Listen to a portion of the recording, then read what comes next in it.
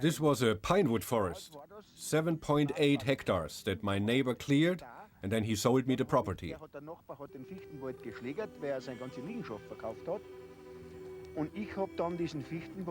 This pinewood forest has to be reforested according to forest laws.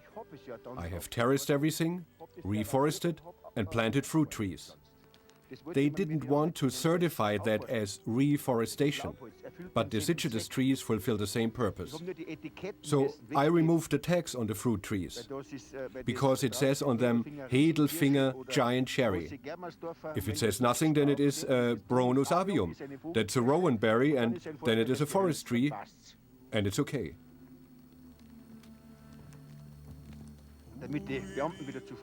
So that the civil servants are satisfied.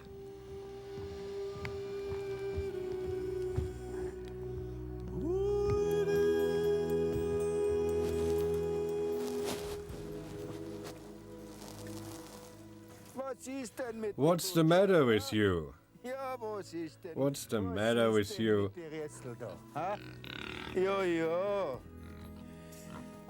You've got a little too much snow here.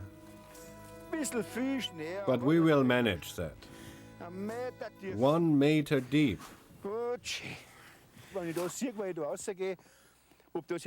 When I see how healthy the pigs are,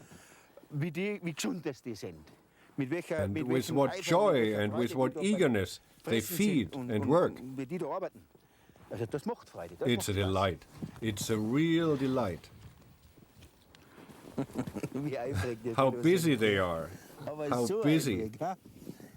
Searching for every small grain.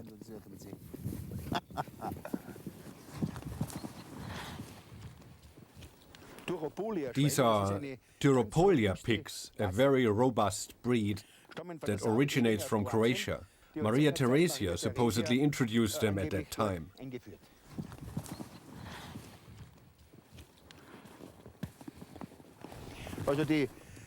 They produce young, which I can sell, meat and bacon. They relieve me of all my work, and I don't have to pay their medical insurance, nor do I pay them wages. And when they go into retirement, I make some good bacon out of them, and meat. They are indeed wonderful animals. I also have bred wild cattle, yaks, bison, Scottish mountain cattle, really sturdy wild animal breeds, and especially domestic animal breeds with the greatest success. Some of my neighbors are doing that now, and what the neighbors start doing, I stop doing. I don't want to create any competition. There are so many other things in farming that I still want to do. As soon as someone imitates me, I do something else. It's never boring this way, and you always learn something new that makes farming interesting. Bucci! Bucci, Bucci, Bucci! Bucci! Ja, was ist denn, Kim? Bucci! Bucci, Bucci, Bucci!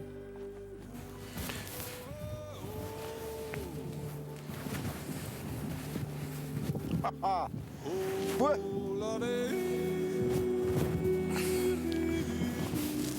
mal.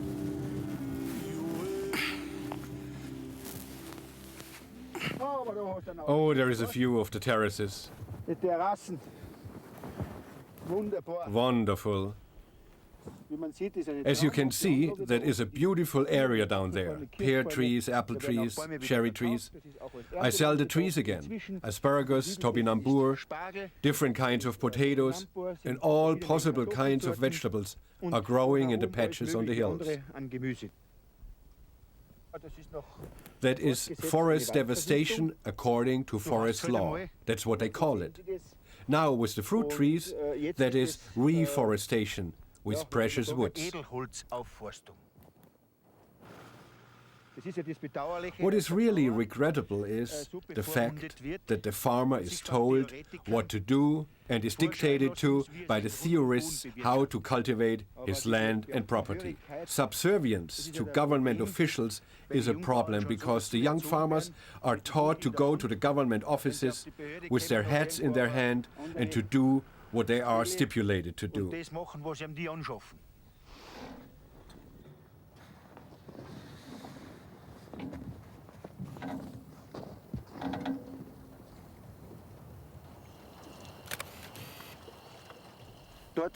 That over there is an Edelfinger giant cherry.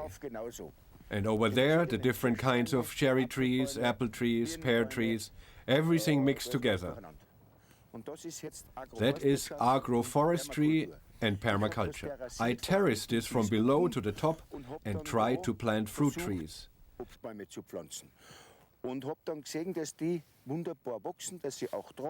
I saw that they grow well and thrive wonderfully. So I went up higher and planted trees there too, and laid out terraces, and now I'm at the end of my property at 1,500 meters, and the fruit is still growing there splendidly. I believe it would grow even much higher.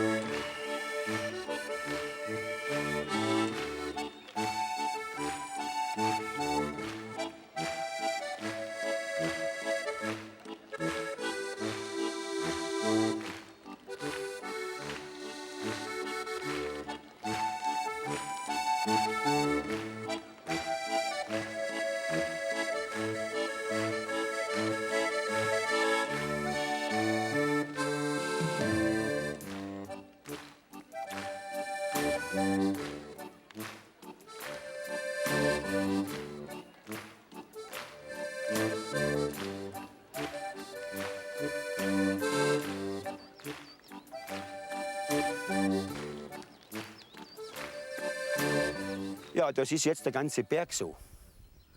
And that's the way the whole mountain looks. 2 people work on it, my wife and I. At the southernmost tip of the Salzburger land in Langau, the Siberia of Austria, Sepp Holzer, farmer and forester, does farming of a different kind on his mountain farm. Despite an elevation of between 1,000 and 1,500 meters and an average temperature of 4.6 degrees Celsius, he has created a unique paradise out of what was previously meadow and forest areas. Holzer's Kremerhof was accepted for the Expo 2000 as one of 8 Austrian Expo projects. His way of natural cultivation is called permaculture. Permaculture is a term coined by Bill Mollison, a university professor from Tasmania, Australia, who named it that.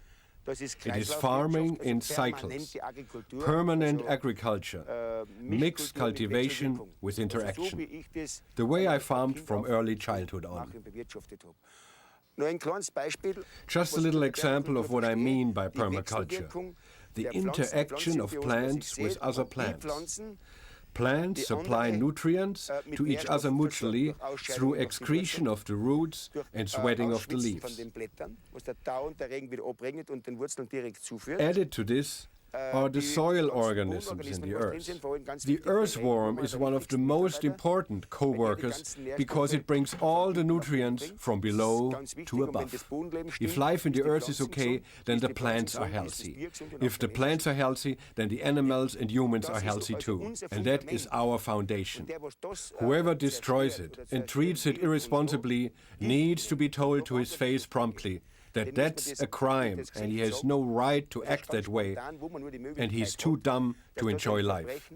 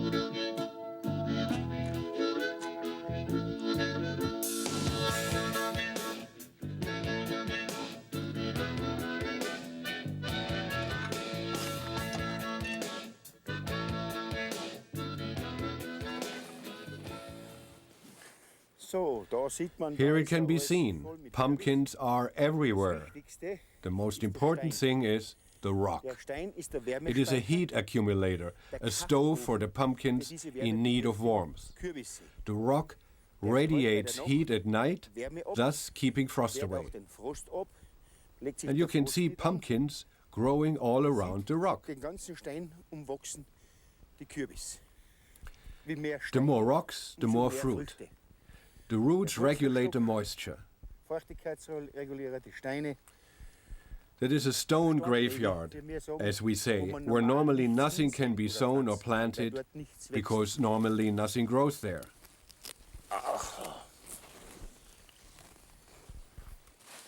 Oh, da oben auch noch. There are even bigger ones up there.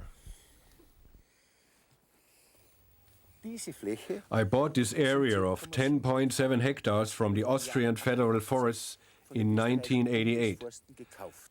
Das war bis Up dorthin until then, eine it had been an unproductive eine area. unproduktive Fläche, wo der The Steuerzahler taxpayer had to pay money for the forest maintenance. Geld dazulegen hat müssen. Das That was a protective forest because stones were rolling down from above to Tomatala Road. weil große Large pines, up there you can still see the tree stalks, durch den were bent down by storms and snow. hat's die For it is well known that root pines are no trees for a protective forest because they are shallow root trees. Wald, weil sie am Flachwurzel In this way, the rocks were lifted out and the stones came rolling down. und die Steine sind runterkullert. Wie ich das When I gekauft bought habe, this, the first thing I did was to cut the large trees and pines and sow and plant a mixed cultivation. eine Mischkultur einsehen und einpflanzen. Das sind jetzt die Förderpflanzen. These are now the supporting plants. Jetzt Süßlupinen, Lupine and Klee, clover for nitrogen, Stickstofferbs, peas and Sonnenblumen. sunflowers.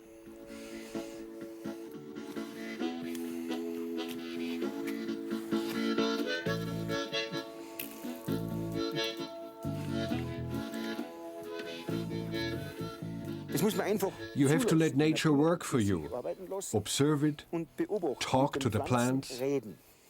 They tell you Die sagen if they einem, feel ob well, sie sich wohlfühlen, if they're doing okay. ob es ihnen gut geht. If you wenn man- feel wenn man with so ein them bisschen and put mitfühlt yourself und in their sich place, hineinversetzt, then things grow Dann everywhere. wächst überall.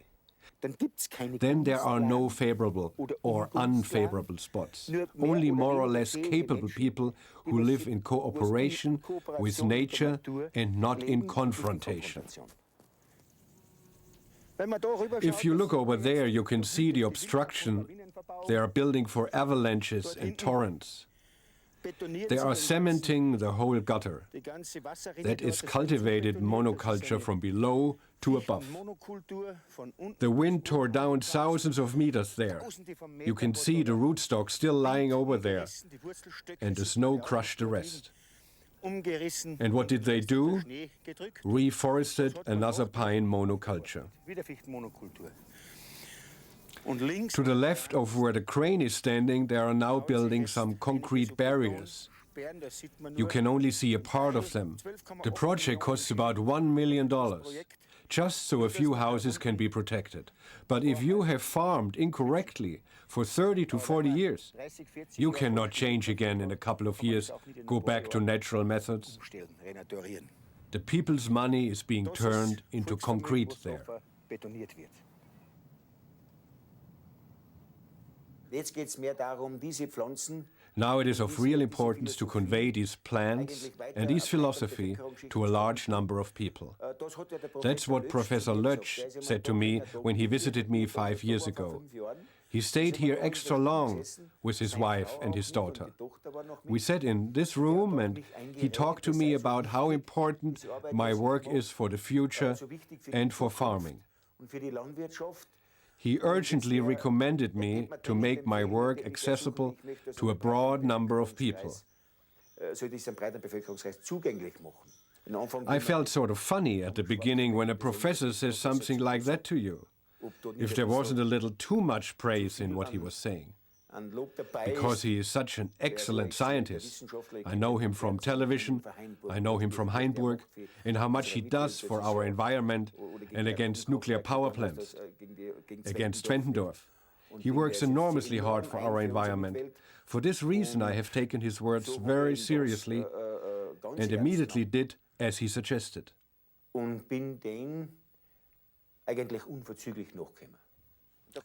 And this you can see very nicely, a very large yield. Well, when the cherries are ripe below, they are just blossoming at their highest elevation. Yes, that's just about right. At 1,300 meters below, the cherries are ripe mid-June and above the end of September. Therefore, I have a steady supply of cherries. What interests us here is a blending of ecology and economy, a famous phrase used by politicians giving Sunday speeches, but it is practiced here. This concept requires a lot of agility. People say about Holzer that he is stubborn-headed, which he can also be when necessary. But that this stubborn head demonstrates such a flexibility, well, basically, he is an Agro Rebel. You have to be when you take such an unusual path. He isn't eligible for any of the subsidy programs. He doesn't fit into any of the schemes of the bureaucrats in charge of farming. For this reason, he is forced to rebel, and it is very salutary, for we Austrians are people that are used to looking into the past with great optimism. We still have vestiges of an empire with subjects. We have privy councillors, also we no longer have a court. And in this situation, we quickly tend to show immediate obedience. And he has now developed a style of immediate disobedience. And you can see all around you, it functions.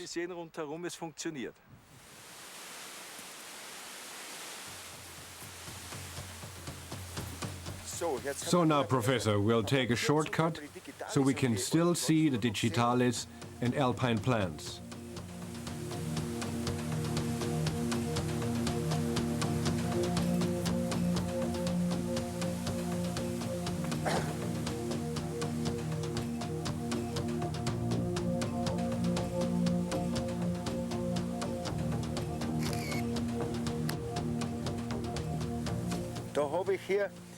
Here I have a mixed cultivation with the most different kinds of gentians. The yellow gentian, the spotted gentian, also the swallowtail gentian, only sown on stones and earth. And the digitalis.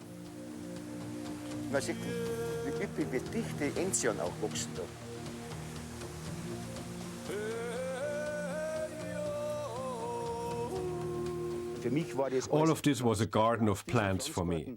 I lived from that by selling them, and it was worthwhile. And now that has become so interesting for everyone that they also want to see it. And now you see that it also works.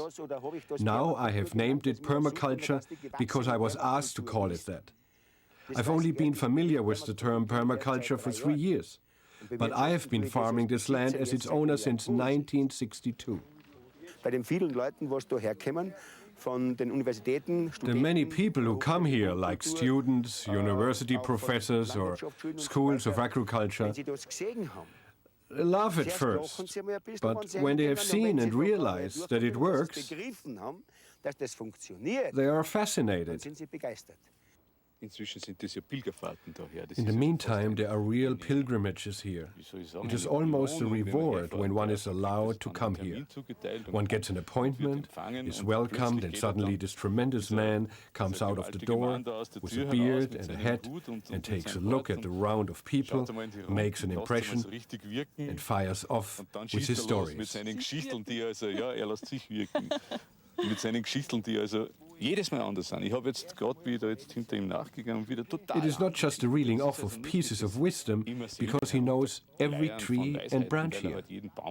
Whatever grows is his friend and not an enemy. He rejoices over everything that grows on his land.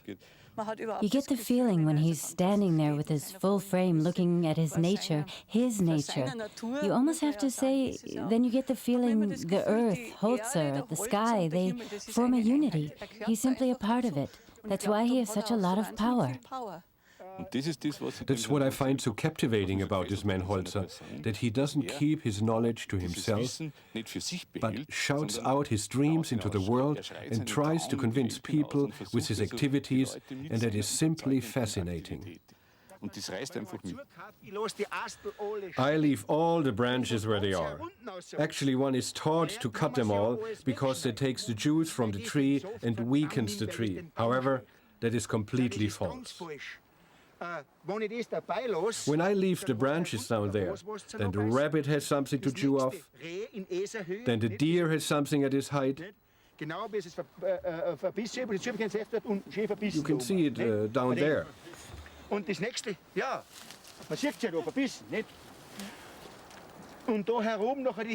And up here is something for the elk, and what grows at the top is for me. If I don't let them have that, they destroy the whole tree.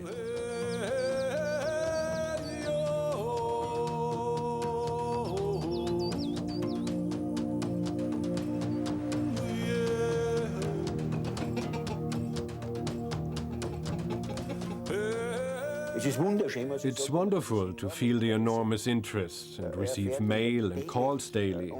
They almost worship me. I'm not used to that at all. I always experienced it the other way around. It's nonsense what you're doing, a crackpot idea. What you're doing is forbidden, being watched by the government authorities, and so on and so forth. And all of a sudden you are praised to the heavens for what you're doing. If you look over to the meadow on the north slope, Mrs. Kendelbacher, who often helps us with seminars, has planted a field.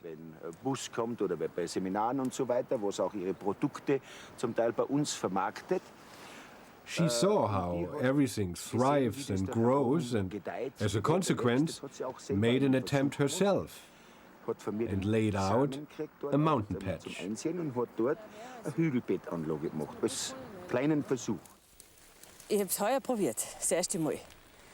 I tried it for the first time this year. I imitated Sepp, and at first I harvested a lot of ridicule, but then it paid off.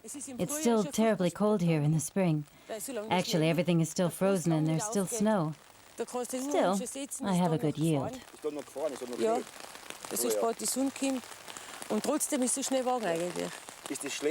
This here is actually the worst part of the property. Despite this, there's the best yield. The driver of the steam shovel asked me what I wanted to do here. I mean, he thought I was nuts. When he later came by to take a look, he was pretty amazed and could hardly believe it. My young dog often comes here with the children, and now he eats the peas.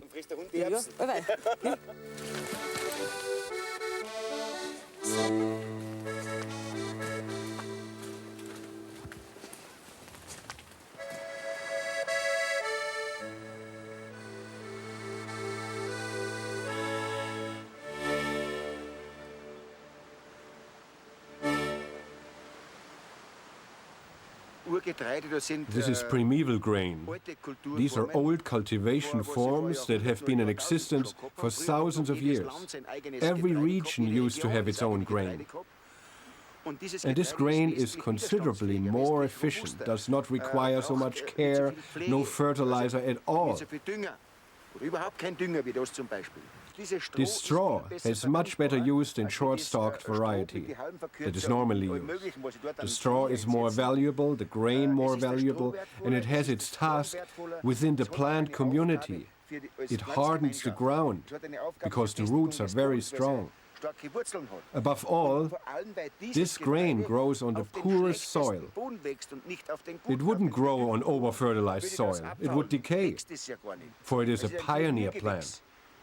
I have this grain 1 to 2 years as green feed for the wild game, or I leave it here to improve the ground.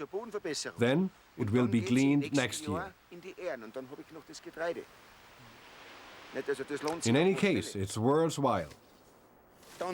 Besides, I can use the straw. It grows up to 2 meters. As straw for a thatched roof, making shoes, for the settlers, for harnesses. There are many uses for the straw. Also gibt's viele Verwendungsmöglichkeiten für die Stroh.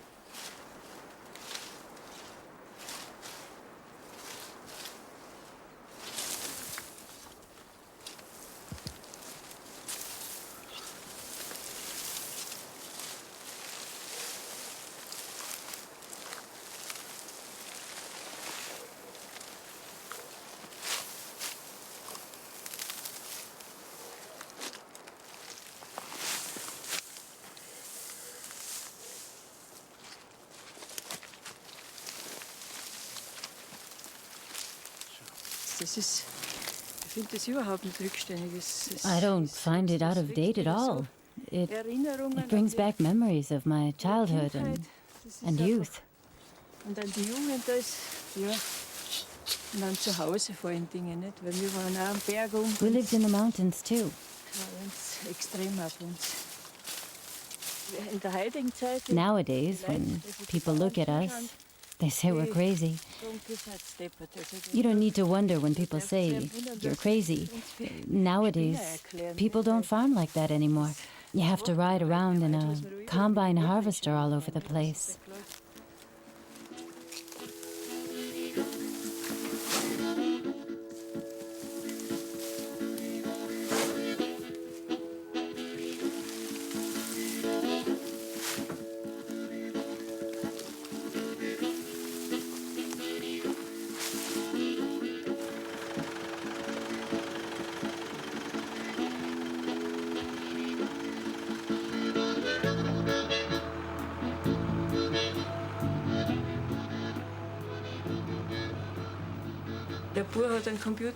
My son has a computer from school, and I was enthusiastic right away.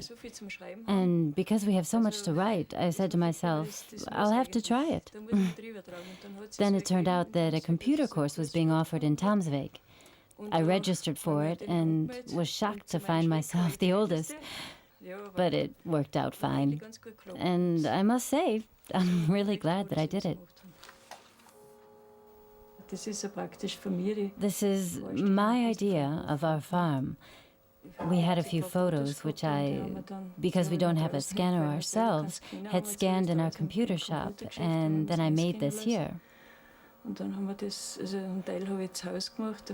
I must say that I spent many a night working on this. That really got to me. Then I wrote a little bit about everything we do here.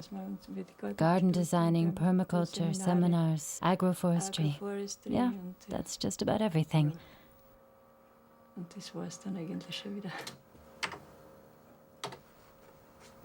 When my wife is working at the computer until 3 in the morning and has 20 to 30 letters to answer and emails and any number of faxes, and I have to dictate all this to her, it's a lot of work.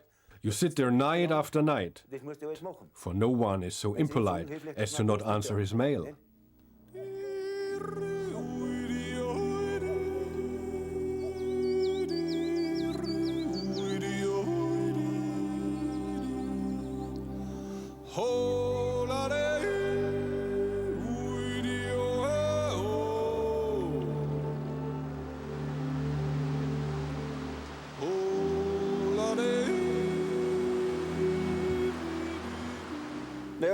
Then all of a sudden in 1962, my father started to have problems with his heart.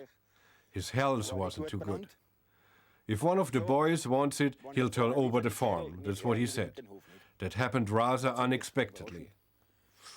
My brother wasn't interested, and as for me, well, that was right up my line. I immediately declared myself willing to take over the farm. I took over the farm. That was quite an interesting opportunity. We rode our motorcycles to the notary public in Tamsvik. And when the whole matter was concluded with a contract, the notary public said to my father, You need to know whether the boy is able to be a farmer. If you are of the opinion he can manage it, then sign here. Then he is of age. Then you have no more say. Then the boy can do what he wants. Oh, I thought to myself when the judge said that. I was already having visions of ponds and gardens. Then slowly my father signed, then I signed, and with that the matter was settled. Then we went to the Gamswirt for a small glass of beer and ate some meatloaf, and then we drove our motorcycles back home. The next day I was already at the steam shovel company. Then the big fuss began. When the first steam shovel came, the people said I was crazy. You're mad. You cannot put in a fish pond up on a mountain. What has farming got to do with fish? In any case, I was sure that I could earn money with this property. For that reason, I didn't let anyone tell me what to do. Thank God.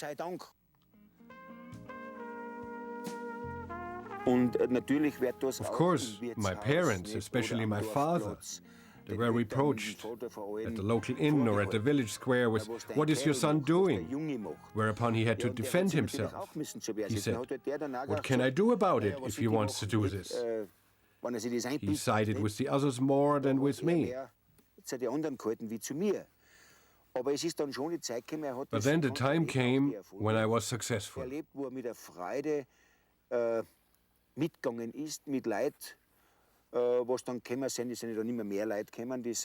Every time the people came to take a look, he enjoyed showing them what I was doing. The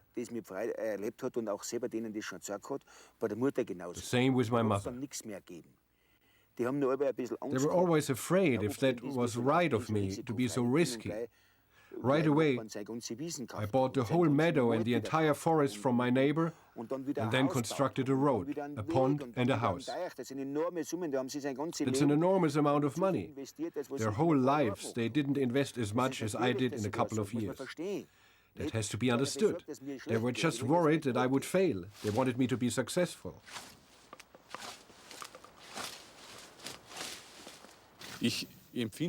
I don't think of Mr. Holzer as a mannequin selling herbs, as he is often depicted, with beard and long hair, and the people gullibly listening to his prayers and worshipping him. On the contrary, he is very open-minded. That means when he lays out a new piece of paradise, he doesn't dig up the ground cautiously with a little shovel.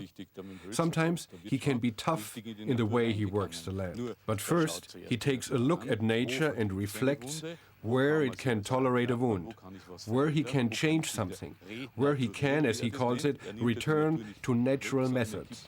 He doesn't take anything away from nature, but rather gives back to it its originality.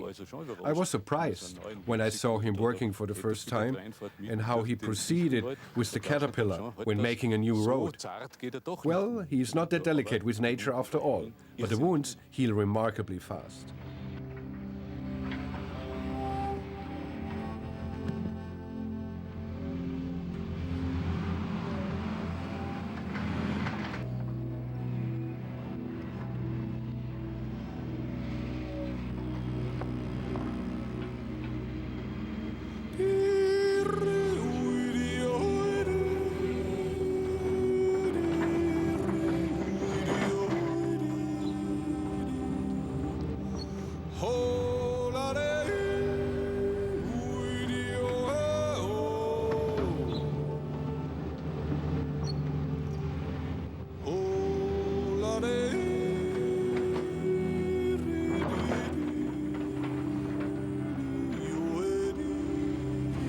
Das ist ein Pachtgrund vom Nachbarn.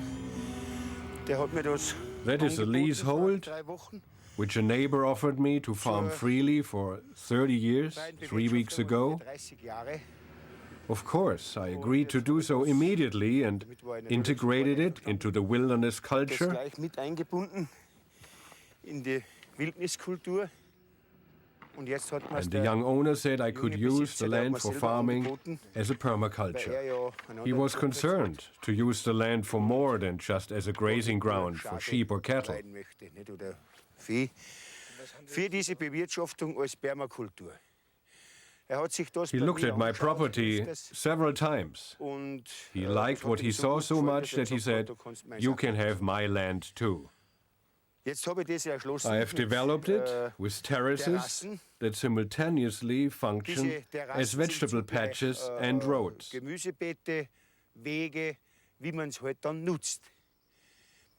Nowadays, you have to be careful how to do it, because you need various nature conservation and forestry permits for a road of that kind.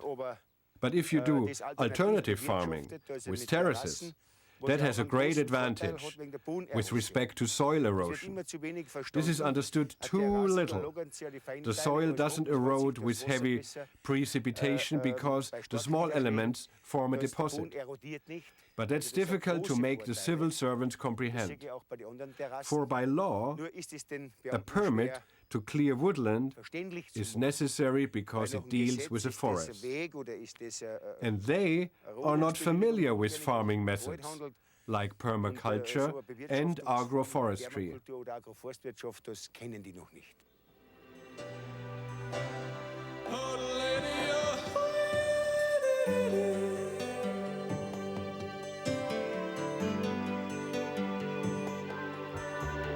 Is the norm. Und Leid ganz anders kriegt. Wie die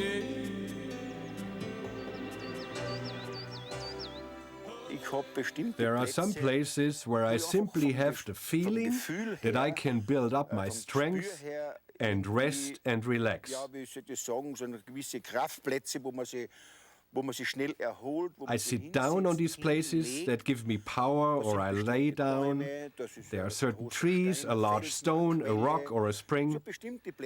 When I'm there and fall asleep and dream something, then that's very important to me. In my case, a lot has been created through dreams.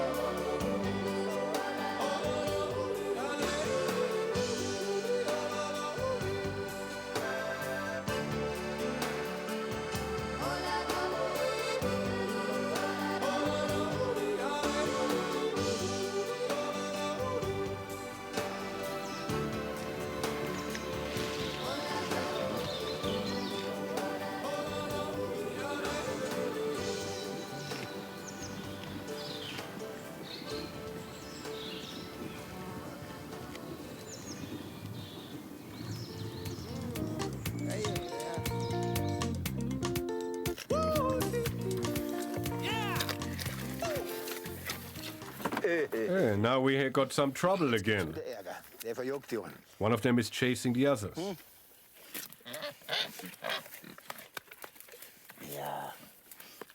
Der Boss, gell? The boss.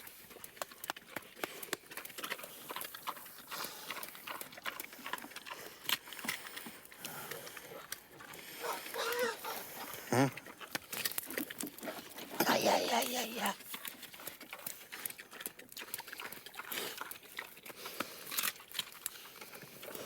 One has to be careful. He has extremely sharp tusks on the side.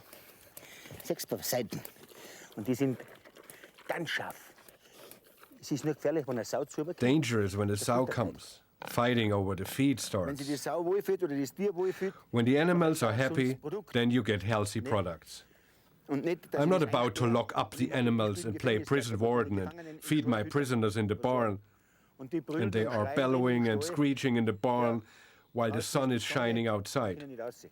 Und wie How viele many Tiere animals sind today schon mehr? don't see the sun any Wo nur longer? mehr künstliches That Licht should be forbidden. Man mistreating large number of zum animals. Massentierquäler. Das ist ein Verbrechen. That is a crime that is being committed widespread. und jammern, das können sie. Da brauche ich nicht I jammern, have nothing wenn to ich alles für complain mich arbeiten about muss. when I let the others work for Die me. Pflanzen arbeiten The für trees, the die, der Baum, pigs, the wild darfst du nur game. schauen, die Schweine, das Wild, alles miteinander. Das ist der richtige That's the Boden, right soil. da ein paar Erbsen I only hinstreuen, have to so, distribute a few dann peas, kommen die Sau, and und tomorrow morgen ist da everything alles will be überall, plowed by the also pigs. geackert. Und dann sehe ich oben drauf, nach einem Tag zwei And wieder the ein paar day Erbsen, after dann suchen tomorrow, sie a die few Erbsen, more dann sie peas. Then the pigs haben search sie again, gedüngt, and in this way harrow den the Boden land. verwundet, geackert, gedüngt. First, they fertilize Dann werden it, sie immer noch schön then plow eindecken, it, indem sie and die then nächsten harrow Erbsen it. wieder suchen, weil die fressen sie. That's how you Das get ist a schön vegetable bearbeitet. field. Und dann die Schweine in die nächste Kuppe. Und dann hast du ein Gemüsefeld.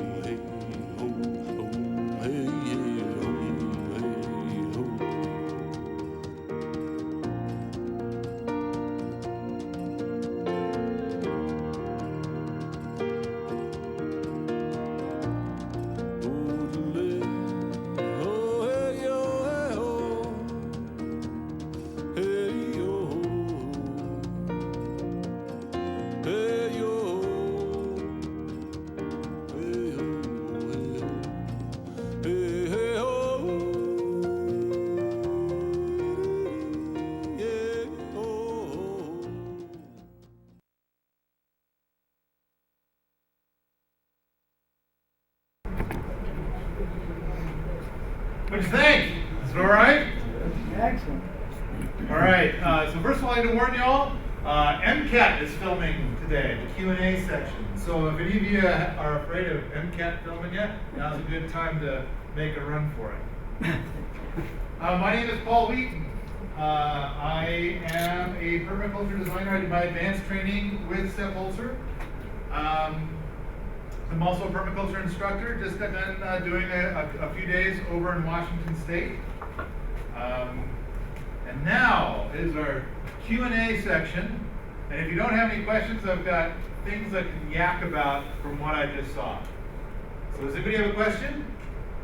What was the breed of this pig? Does it look with tusks like that? That's not normal. I believe he's in Terrapolia. So he likes raising interesting breeds of animals. So, but you know, most people get that. Pardon? The tusks almost look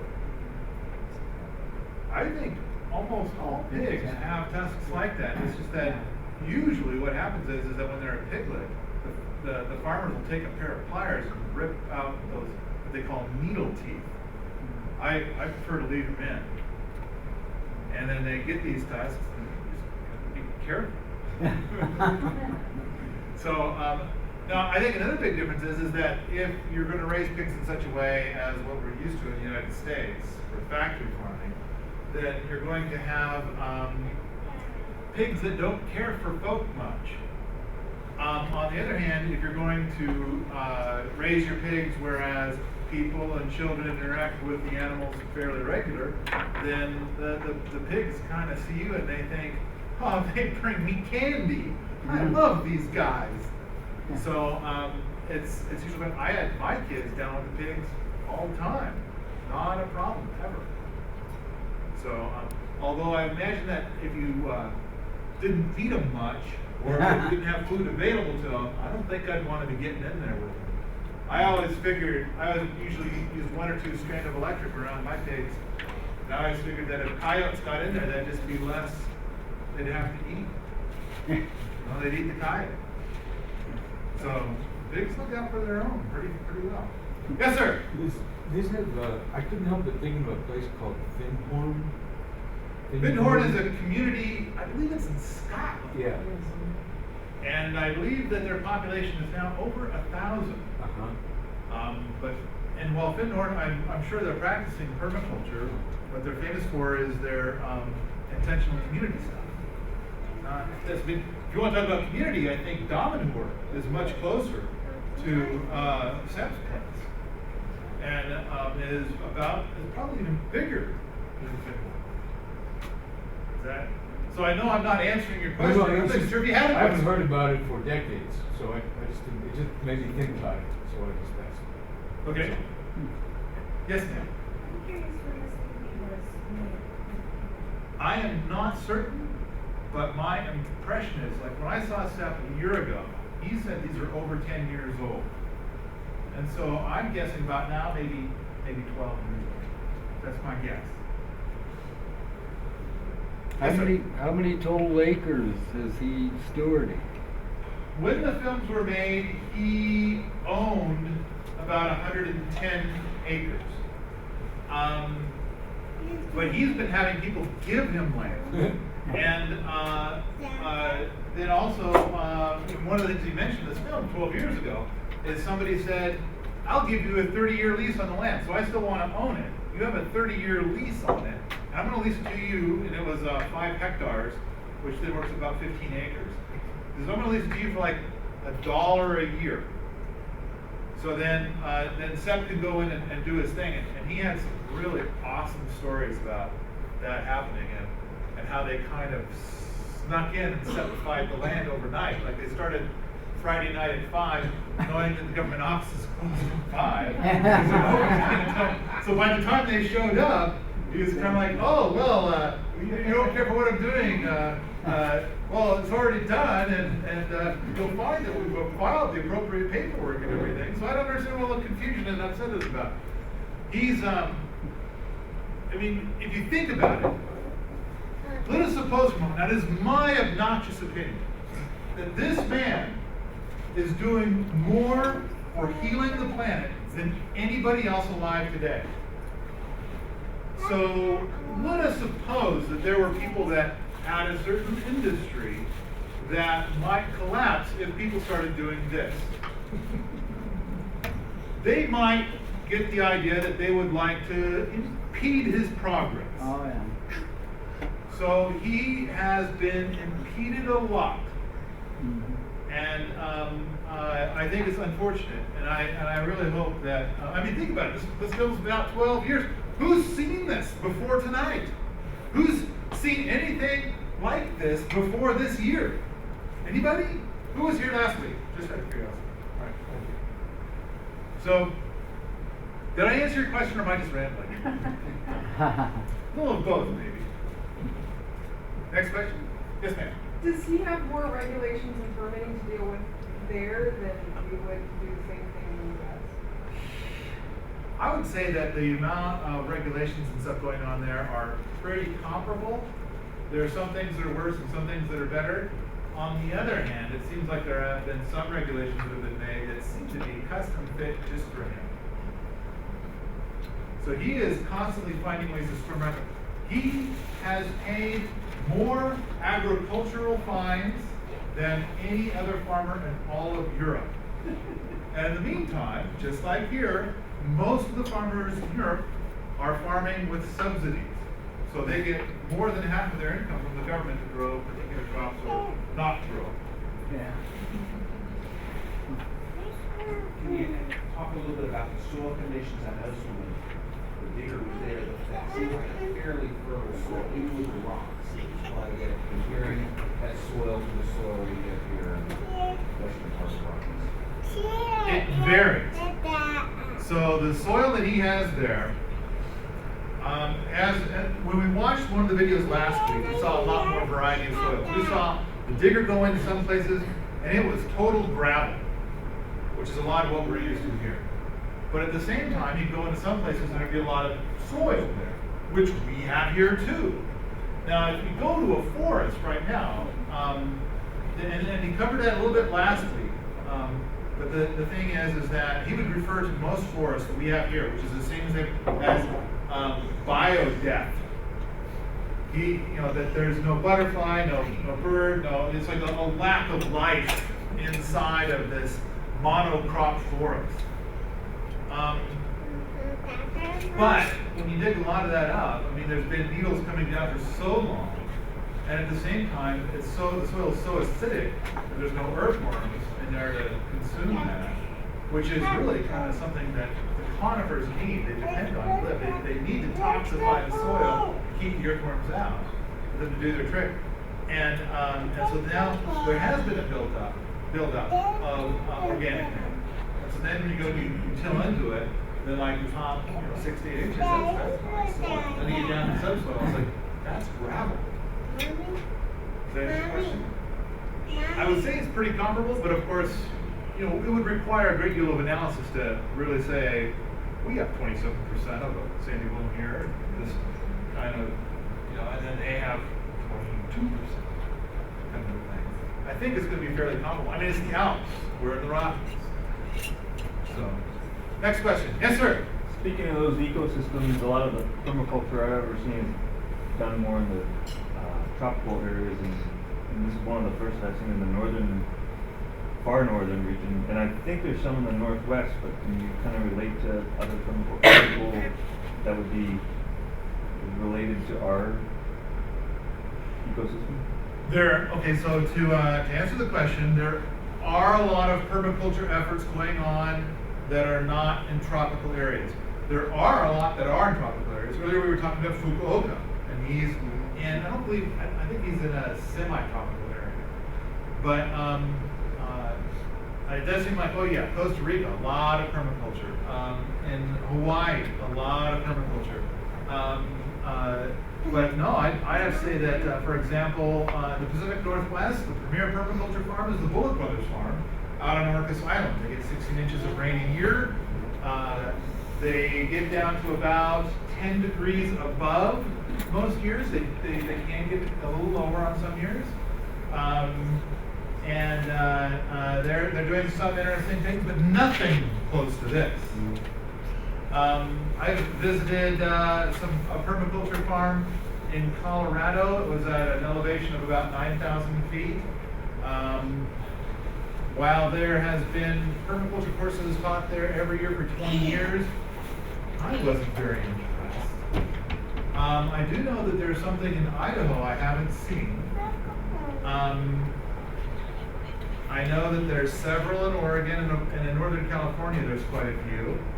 I know that there's a lot going on in the Midwest. I think in Minnesota, I've seen some stuff. I know that at Arco Sante, there's going to be a permaculture instructor course to prepare instructors. So that would be deserty area in the Southwest. But is this the most applicable to around here? Well, so I think that anywhere in the Rockies is going to be a really good match for what we've just seen. And Sepp's done a lot of work in a lot of other areas also. But earlier was asked, why show this? Why not something from Fukuoka? And while I do think the two styles are very similar, I think that Sepp's work is far more comparable to Missoula. Yeah. Does that answer the question? Okay. So, have you been to Eustace Conway's place in North Carolina? I don't know if you call it permaculture, but I have never been to North Carolina. I've actually been offered land in North Carolina. There's an intentional community over there, and they liked my work, and they were trying to entice me, but that seemed a little far away. I want to be in this area, specifically the Missoula area. Was that Earth Haven? Earth Haven, indeed it was. Diana Leaf Christian is a good friend of mine. So are you familiar with her works? I'm familiar. Okay. Have you been there? Okay.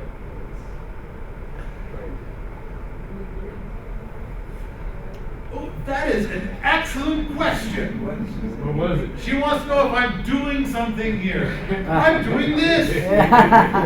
I have a giant website. I have the largest permaculture website in the world. So I just moved back to Missoula after being gone for 12 years, and I'm looking for land. I have been offered free land 3 times. And at the same time, Sepp was imploring me to get out of the situation I was at, and I agreed with him, and he wants to do something in the Rocky Mountains. And so he was imploring me to start something in the Rocky Mountains. So I am here with the idea of trying to find a place to get started. I would like to have a minimum of 80 acres. If I could somehow find myself on 20 acres and lease the rest, I could probably do that. But I have a lot of missions. I mean, I'd say 70% of what I want to do is what Sepp's doing. And then I have things beyond that I want to do. And earlier somebody mentioned that they've been to my website and they've seen the things that I've written about. So then they probably have a much better idea of what I'm talking about other things I want to do. But yeah, this is the big core of it. This is the meat of it. That's it.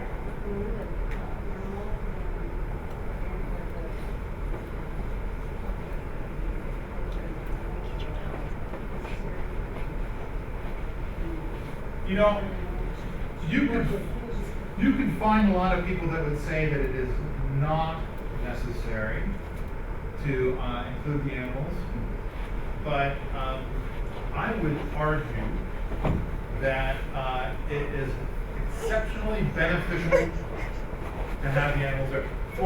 For example, in a paddock shift system that's been around for 30 years, written by started with Alan Savory's book, then it's been demonstrated that if you take an animal and you rotate it through an area and pulse it, that you generally get 5 times more vegetation in that area. Well, doesn't that seem like a useful thing? Maybe having these animals around isn't such a bad idea. So, there's a lot richer space in that to talk about. But in fact, one of my favorite quotes is when I first met Sepp. He was in Tacoma giving a presentation, and somebody said, and in that area they have a lot of blackberries getting way out of control. And so somebody asked the question, well, how do we get rid of our blackberries?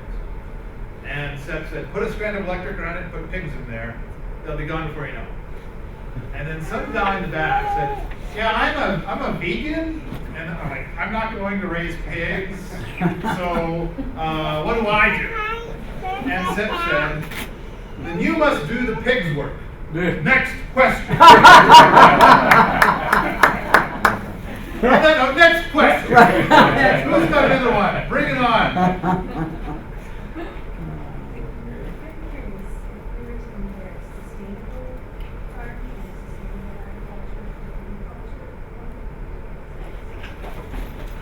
First of all, I don't like the word sustainable. Sustainable, by definition, means that which is barely ahead of death. And so I prefer to think like, well, I want to go way beyond that. I want something that's more robust, something. So now that first I just want to take that word, give it a nice kick, and now I'll move on. I think sustainable could mean a lot of different things. And so some people want to say sustainable agriculture, and I don't know, Monsanto's trying to come out and talk about how green their stuff is. And so it's like, I don't know, I'm sure they're using the word sustainable in what they're doing, and I wouldn't agree with that. As for our definition of permaculture tends to have, we compare it to like organic gardening. Would that be fair? You want to hear about that perhaps?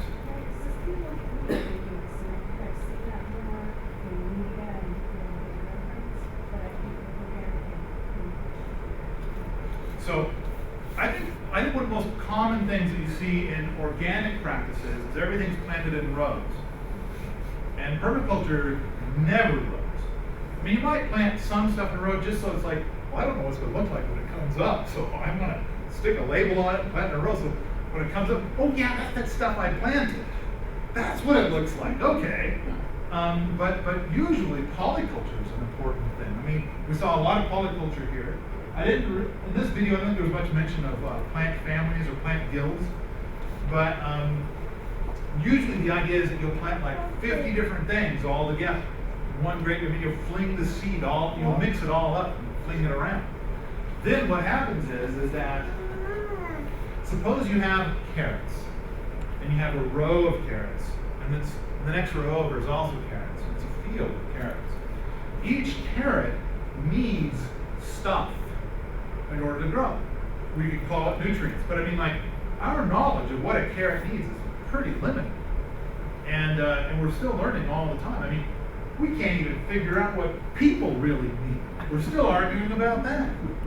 So do we really know what a carrot needs to be an awesome carrot? So we do know about some nutrients in the soil. I mean, we break them down into elements. And of course, those elements can be combined into all kinds of crazy things, and some are better than others. And then all the carrots are kind of exuding something at the same time. They're exuding carroty goodness. But everybody around them has heaps of carroty goodness. They don't need any carroty goodness. Now, if you go into a polyculture, you've got 50 different kinds of plants. So now that carrot is exuding its carroty goodness, the mycelium in the soil is taking that in. The mycelium needs sugar desperately because it doesn't have any green leaves. So all of these green leaf plants are getting all of this sugar by doing the photosynthesis trick with the sun, right? So they have sugar. And then the plants kind of need more nutrients, more food, more things. So the mycelium goes to the carrot and says, hey, I got stuff to trade, man. Do you have sugar? Because I could really go for some sugar. So then the mycelium effectively trades with the plant. And then takes that carroty goodness and runs over to the next plant and says, hey, I got carroty goodness to trade. You know, I can use some sugar, want to trade? And so then trading. Now the carrot takes in all kinds of nutrients that are exuded from all the plants around it. And then the carrot exudes its stuff, which it trades through the mycelium in the soil. So, now there's all kinds of nutrient exchange going on that is exchanging all kinds of nutrients that we don't even know how to measure yet. We don't even know that they exist yet. I mean, how long ago was it that we learned about beta-carotene? Speaking of carrots. So, hence the polyculture. Now, some trees also have really deep taproots. They can bring up extra water when it's droughty. And it also brings up nutrients like calcium that are down deep. And it'll trade those with other plants. Some plants are nitrogen fixed. So then they can trade this extra nitrogen with the other plants around them. So, get the idea? Does this answer your question? I'm down with you. I do enjoy it. Next question. Yes, sir? Do you have any good models where permaculture has been used for market? For market production, I think Sepp has a pretty good one. So with Sepp's approach, for a lot of it, people come to him, and then he just stays on the farm. I don't think he does anything like a CSA or any kind of farmers market thing or anything like that. I think almost everybody comes to him. And I know that with the current regulation-y stuff, it's like pretty much shut down all of his food operations.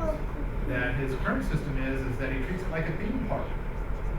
And he says, hey, you know, you want to come to my farm? That's quick. You know, $130 to get in. And then people come to the farm and they get the tour and everything. And it's like, and you can take all the food you want when you go. You know, if you were to pick food and put it in your pack and take it out, we're okay with that. We don't mind it. So then that's kind of how he's moving it.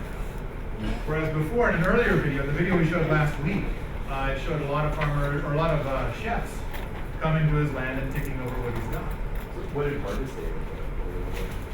I would imagine that they would have Harvest Day every day. Just kind of wander around, pick whatever's right. I think you're gonna have a bunch of big baskets with you, and you're gonna go and like see what's looking good right now, and fill your basket, and take it to where the people are gonna come and buy it. And then they also sell the fish and the eggs and the chickens and everything else.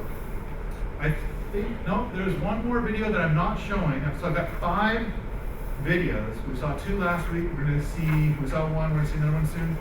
And there's one other that I have to show. And in that one, it shows his smokehouses. He's got these shelters all over his property. They're like fruit cellars of sorts. And he uses them for a variety of things, including curing meats, which here would be illegal, utterly illegal. If I were to butcher a pig and try and sell you some bacon, I'd probably have to go to prison for 20 years, something like that. I don't know. It's really horribly illegal. I mean, USDA can't come in and inspect, and usually what you have to do is you have to have the animal taken off the land, then it gets butchered and wrapped and stuff like that. And you have to buy like the whole pig or half a pig or something. Does that cover it? Yeah. We're going to come to you in a moment. There's been somebody over here. Was it you that's been holding? I had my hand up. I wondered what you thought of this Joel Salatin. It's on Food Inc. and I'm just reading the section right now. How he's coordinating his cows with his chickens and like moves them on the grasses, and so he's got an incredible operation going on. In the movie Food Inc. This hand shook Joel Salatin. Joel Salatin is a brilliant, brilliant man. And he has a long ways to go to get to Sepp. Joel, when I look at Joel's operations, I have a lot of concerns. In fact, in my article, Concerns About the Way Most People Raise Chickens, I go into detail about Salatin's techniques and what I don't like about them. I think Holzer's techniques are far superior when raising chickens. Salatin, I love the parts in the movies and the books. He's also had little appearances in like Omnivore's Dilemma and many other books. And I asked Joel if he's going to write a book about pigs soon, because he's got some very interesting techniques about pigs. I'd really like to see more of his writing about pigs. But now he's on this big campaign about his latest book. Everything I want to do is illegal. And I think he's getting a lot of support from Wendell Berry on that one. But anyway, I love the part where Salatin goes into polyculture. He for the author of Omnivore's Dilemma, he says, I want you to come down here and look at this square foot of soil right here. What I got growing on it. Now let's get down on our hands and knees and let's really understand what's here. Because this isn't grass. This is pasture. This is a polyculture. There are 15 different species of plants just in this one square foot. Which I think is awesome. I love the way he speaks too. You hear him speak, he's got a lot of character. I hope I am half as good as he is. So then you had a question. I did. Last time you talked a little bit about why Sepp needs to irrigate, and I was wondering if you could expand on that a little bit more. Because after I left, I was like, what did he say about that again? How does he do it? So let's see how we're doing on time. All right. I'm thinking that in 5 minutes we should start the next film. So, and then there was one guy in the back who seemed to be, I think he left. Did that guy go away? I think he went to the bathroom. Oh, okay. He's going to miss out. So I actually wrote this down like how to irrigate. Now, as with a lot of things, we think, oh, that plant needs water. Well, the gut reaction, brute force thing is, well, then I'll bring it water. If it needs water, I'll make sure it has all the water it needs. So that's irrigation. So nature, of course, has a variety of other techniques. If you think about it, any one of those plants that we're irrigating, if you can find them somewhere around and they're existing, how is it that they're existing here? How is it that they're getting by without our help? Damn it, don't they know we're here to help them? How can they exist without us? I once thought this through, and I think I wrote about it on Permies, that there are 5 things that I can think of. There's probably much, much more. Nature's way bigger than I can wrap my head around. There's at least 5 things that go on there to make it so that you don't have to irrigate. Number 1, look at how many ponds that guy's got. He's got 70 ponds on 110 acres. Now granted, he'll have something sitting where it's like 100 yards from the nearest pond. So how does it make a lick of difference? Well, one thing is that having all those ponds in the area, the sun's going to hit those ponds. The water's going to end up in the air. Is it possible that the air around there tends to have a little bit more moisture in it than in other places? Therefore, there may be a little bit more morning dew. Now, this is the point where most of the folks that are big fans of irrigation would say, well, that's not enough water, so the whole thing doesn't work. Well, I'm just getting warmed up. That's part one. So another thing to consider is the whole mycelium thing. Now, if you're to plant strawberries have very shallow roots. And as soon as that top bit of soil dries out, like it does around the end of July, it's a goner, because there's not enough water. But if it's growing right next to some kind of oak tree, say, an oak tree that was planted from seed and has a freaky big taproot going down 20, 25 feet, that oak tree's got lots of water. It's doing good. And then the oak tree, when it goes to trade its sugar, it's like, here's sugar with a whole bunch of water because I got so much water I don't know what to do with it. And the next thing you know, the mycelium is able to trade in water. Have you ever been to a patch where there's like some big trees and all the grass is about, 50 feet, 100 feet away from the trees is all brown? Hey, dude, you're looking sharp. All that grass is brown, but the stuff that's near the trees is pretty green. How did it get to be so green? Well, of course, the other part of it is a little bit of shade. A little bit of shade here and there does wonders. Most plants don't need all-day sun to do their best work. In fact, they actually thrive under partial sun, do better than if they had all-day sun. And that helps too. So we've got polyculture, a little bit of shade. We've got a little bit of extra humidity in the air. Hugelkulture. Now, last week when we did this, I made sure that everybody said this at least 3 times. So as a group, we're all going to do this just because I like to hear it in a group. Ready? Hugelkulture. We say again. Hugelkulture. Oh, one more time. Hugelkulture. Sorry, this is personal pleasure. Hugelkulture is where you're going to bury wood in the soil. Big, herky logs, limbs, whatever. Sepp now builds these things 6 feet tall. In the movie, we saw some that looked about like that. Yeah, he doesn't fool around with little things anymore. He does the big, herky things. Now, suppose you had a big, herky thing like this, and it was about, I don't know, at least as wide. So let's say, oh, should do it, right? And then in the middle, there's huge logs in there. Now let's say those logs are like 5 years old, and pretty damn rotten. Throughout the winter, when it rains and everything's kind of dormant, all the nutrients that are in this topsoil get kind of washed down to where the logs are. The logs are like big old rotten sponges. And they'll hold that winter moisture. You think about it, here in Missoula, we get a lot of winter moisture. Big gobs of winter moisture. And then we just let it all go down to the groundwater. But if you had one of these hugel beds going on, then those logs would hold on to that moisture throughout the summer. So now all your plant has to do is just get down to one of those logs and it's got all the water it needs. Keep in mind, when you irrigate, you rinse away the nutrients. So now your soil's a little crappier. Now to make up for it, you gotta throw in some fertilizer. And then of course you gotta watch that kind of thing too. So, all right, so now we're up to 4 things for irrigation. Ooh, we're running past time.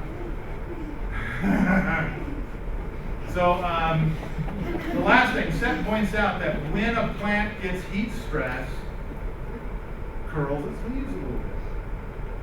So it kind of curls its leaves a little bit and holds the moisture in. And now I just thought of thing number 6. If you irrigate a tree, it will drop its taproot. It'll just lose it. It's gone. Taproot's gone. Now the plant is dependent on you to keep on watering it. If you stop watering it, it will die. But if you never started watering it to begin with, it'll have that awesome taproot where it can feed itself and all of its buddies. So, good enough? Does that help? I'm sure it's not, complete, but it's a start. Now to bring on the next movie, let's see.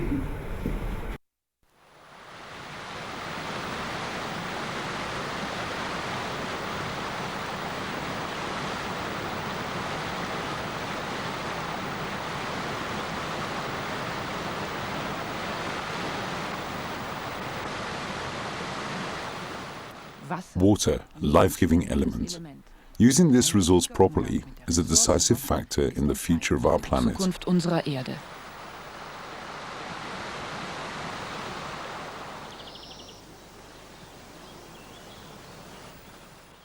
Permaculture in Lungau, Austria.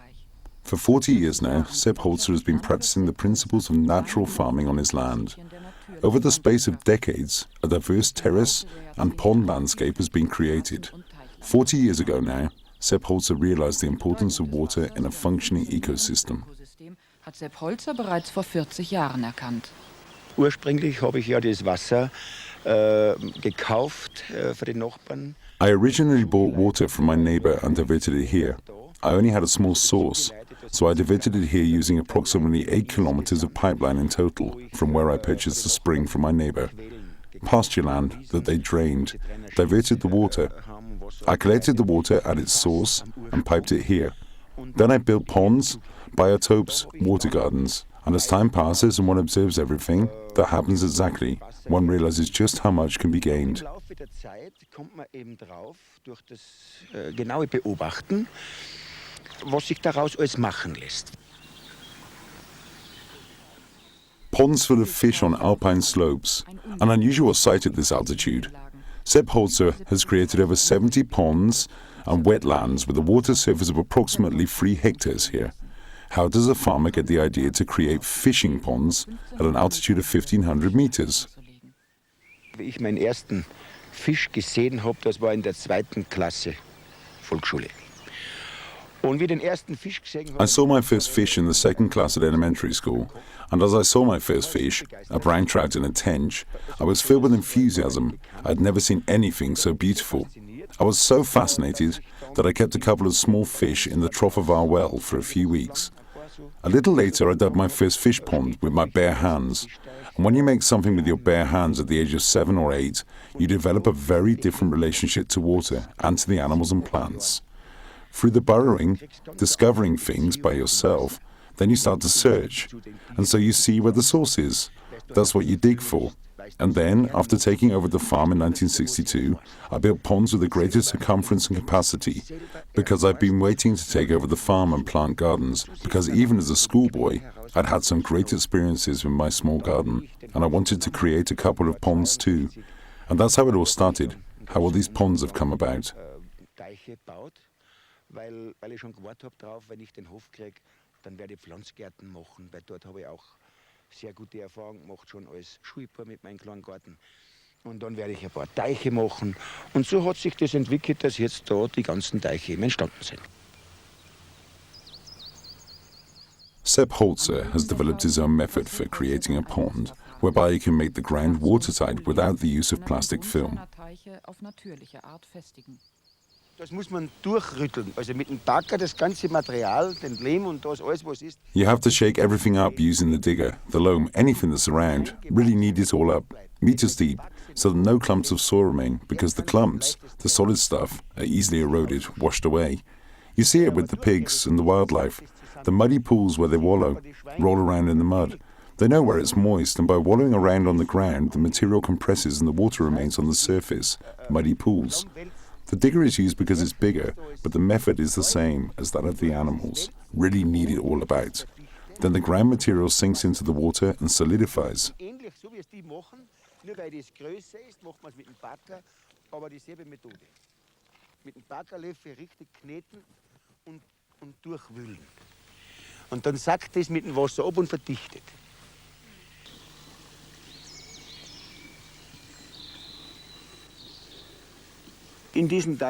There are a wide variety of fish in these ponds, the same as mixed plant cultures. Pike, perch and catfish. There are huge fish in them. Catfish weighing up to 20 or 30 kilograms have been caught here. Also the fish that act as prey, minnows and the other small fish. Then there are carp, trout and so on. Futterfische, also Kleinfische, Elritzen, Karauschen, Karpfen und so weiter.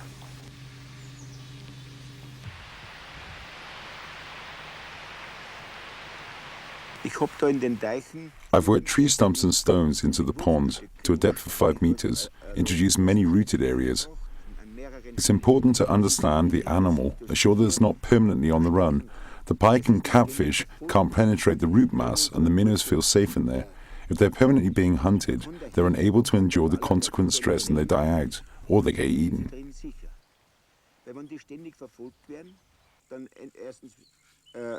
Ist dieser Stress, den vertragen sie nicht und gehen auch so kaputt oder werden gefressen.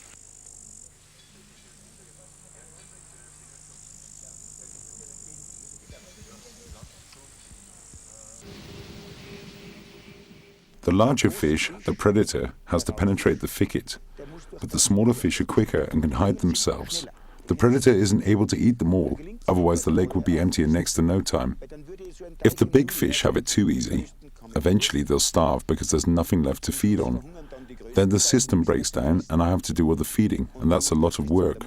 With as many ponds as I have, it would keep a person busy the whole day to feed that many fish.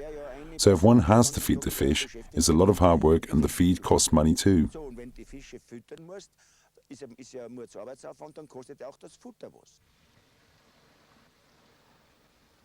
Sepp Holzer's fish breeding program pays off, economically a complete success.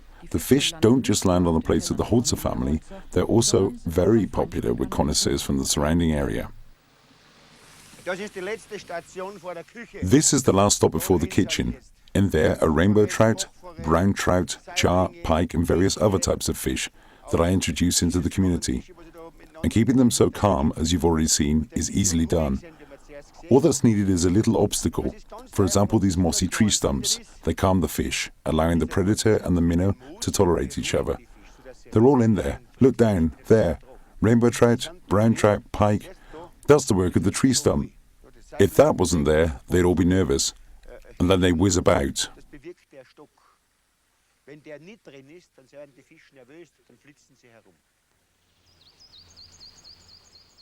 The farmer doesn't feed the fish, nature does.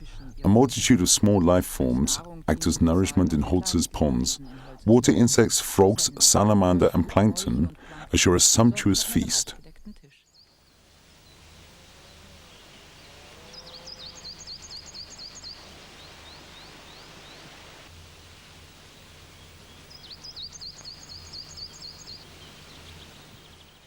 The wetlands are special retreats for such small life forms. Flat areas, roots, ditches. Prey can reproduce and multiply in such areas, meaning that I don't need to feed them.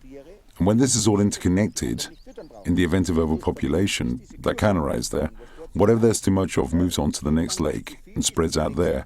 For example, frogs and salamander multiply excessively here. As well as acting as a food source for the fish, they take to the land and regulate the insect population.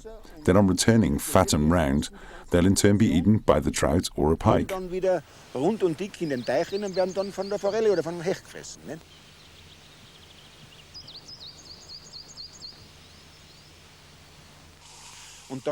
And then I route the water with a system of trenches. These are winding to cover a wider area. Firstly, for better irrigation, and secondly, because I don't have to run to the well every time I'm thirsty, and neither does the frog. Und ich will ja auch nicht eine Stunde zum Brunnen laufen, zum Brunnendruck gehen, zum Wasser trinken. Und der Frosch auch nicht. Eine hohe Amphibienpopulation. The result is a large amphibious population. The mapping of wetlands throughout the province of Salzburg and other scientific studies have shown that the Krameterhof plays an enormous role in animal and nature conservation in this region. Eine enorm positive Rolle spielt.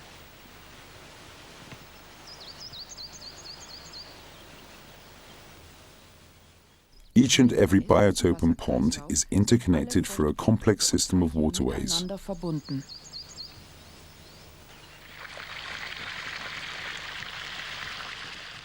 Through the many water routes that run in and out, it is even possible for Holzer to regulate the water temperature at the ponds.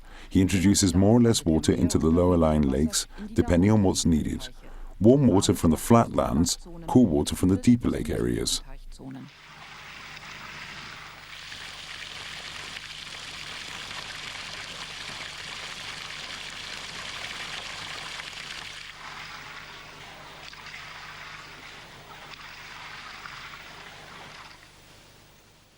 Also, boulders placed in the water by Holzer can help to raise the temperature of a lake.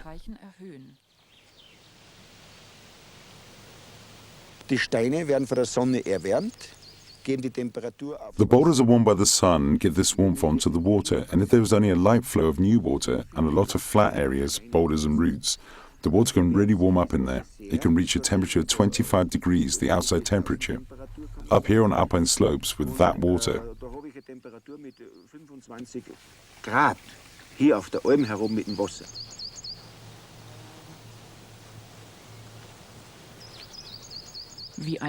it's like having a tiled oven underwater. More pond water evaporates due to the warmth of the boulders and ensures that the alpine pastures receive enough moisture, benefiting the microclimate. Even in winter, the boulders and stones have a positive effect. Im Winter, wenn der Wasserzulauf geringer ist. In the winter, when the water flow is marginal, the snow is high and blanketed with ice. The sun warms the stones and the ice begins to melt around them. An exchange of gases results from this. The gas from the plants, the fish, the shrimps, the mussels, whatever is within, is exchanged with an air bubble that's created outside, gets sucked in. I've often observed this and got the idea of introducing all the stones and roots. If one stands next to a pond for a while, early morning, when the sun comes up, it doesn't take long until you hear a sish. What was that now? Then you look. Aha! A bubble next to that branch has been sucked right in, because the sun only needs to fall a millimetre of ice. That's enough. The air gets pulled down, the gases exchange, and the oxygen bubble is sucked in again. Eingesogen, weil durch die Sonnenbestrahlung da braucht er nur Millimeter auftauen, genügt es, zieht es die Luft an, der Gasaustausch erfolgt und die Sauerstoffblase ist wieder drin. This even enables exotic fish to survive in Holzer's ponds, for example the Japanese coloured carp or the koi. Water plants that would normally need considerably more warmth enjoy the mild temperatures in the wetlands.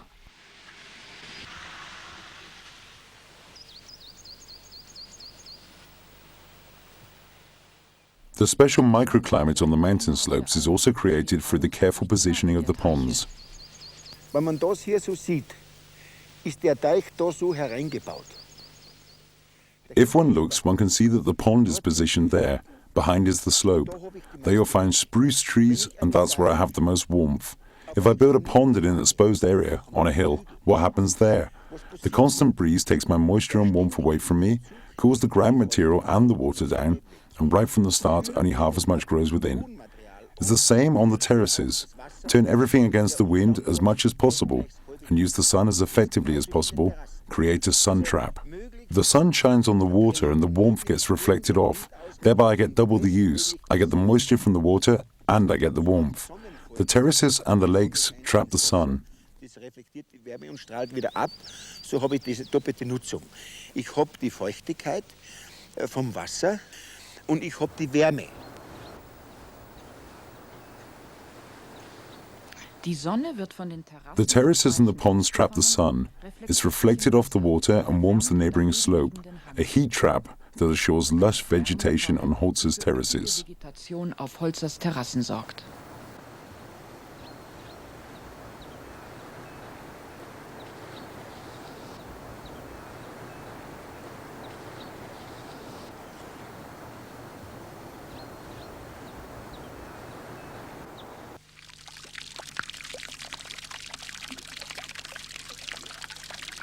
Brunnen als Trinkwasser. Using the well for drinking water, so that there's fresh water everywhere. It's so pleasant to sit by a well up on the alpine pasture and listen to the splashing sound. It inspired me so much that I decided to install pretty wooden wells and drinking troughs all over my land, as near to each other as possible, providing fresh drinking water just about everywhere, so that one can sit down and enjoy a drink of fresh water.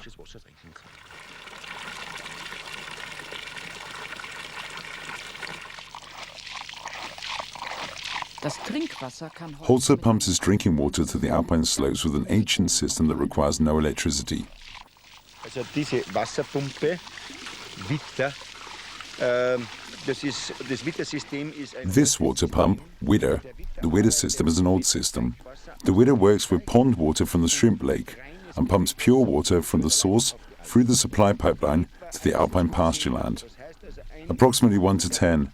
That means it needs 10 litres from the shrimp lake to pump 1 litre of water from the source to the slopes. The widder could use liquid manure as a propellant to pump beer up to the slopes because it's separately plumbed in.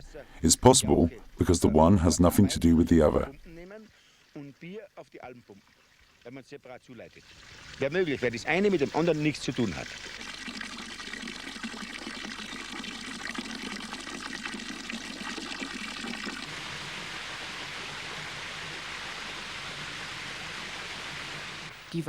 Much is moved by water power on the Krameterhof.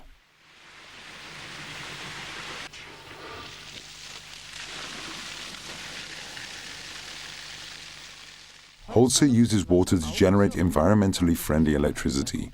His water system supplies his own power station, producing enough electricity for the whole operation. I've had the electrical stuff for 20 years now already. It's the connection between the fish ponds.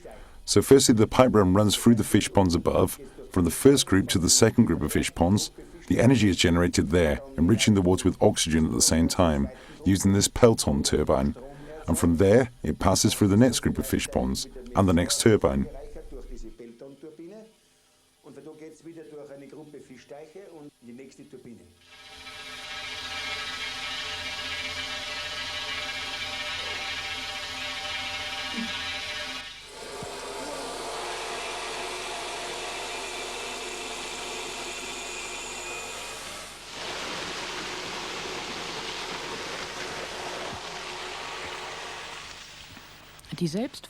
The self-sufficient production of electricity is just one example of economically viable farming methods on Holzer's land.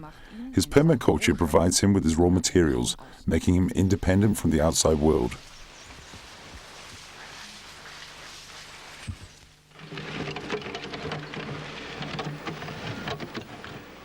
Sepp Holzer's water system is constantly being rebuilt and upgraded. The laying of pipelines for a new power station are already being planned. Zwischen Gewässern und ein zweites Kraftwerk stehen an.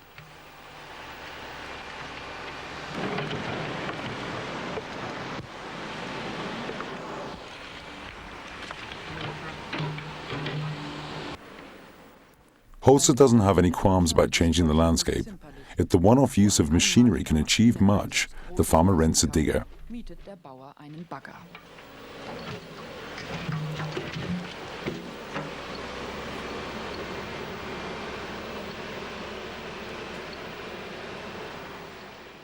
Sepp Holzer loves to experiment. Every new idea is tested out. This area up here is going to become a biotope, wetlands, with decorative fountains. I've installed various pipelines, one with 15 bars of pressure, one with 26 bars, and one with 40 bars of pressure. There's a 400-meter difference in altitude between the alpine slopes and here, and the pipeline connects up there to down here. And I want to install decorative fountains there to extend the growth period by 2 months. 1 month in the spring and 1 in autumn, using high-pressure water sprays to keep the frost off. 2 Monate, Monat im Frühjahr, Monat im Herbst, durch Versprühen mit hohem Druck, Verstäuben von Wasser, dass sich der Frost nicht anlegt. Experimentierfreude im The joys of experimenting in style.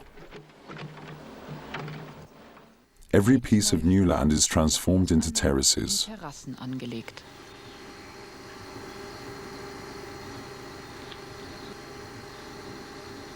Die Terrassierung. Terracing this area of land is important, stopping soil erosion so that nothing gets washed away. The moisture can store itself, making it possible to retain all the nourishment that would otherwise be lost. In the event of heavy rainfall, and this was just a steep slope and not a terrace, the water would wash much of the nourishment away, and only half as much would be able to grow. Like this, everything remains. Water is life, and it's so important to keep that water on the mountain. Wasser ist Leben, Wasser ist so wichtig, das muss man am Berg halten. Es müssen keine Bäche fließen, dass man Wasser hat. Man kann Wasser. You don't necessarily need streams to have water. One can channel water with only a minimal adjustment to the landscape. Minimal.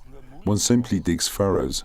Well, you don't need to dig anything up. just push down hard with the wide bucket of the digger to create grooves so that in the event of a downpour, according to the landscape, the water can collect there.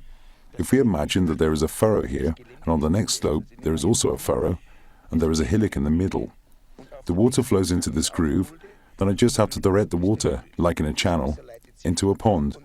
There I can build another pond, compress the ground material, and channel the water into and out of this natural land formation into this pond, and thereby I'm able to store the water from the downpour in this pool. I use this method with the humus collecting pools, like this one. That's what I call them.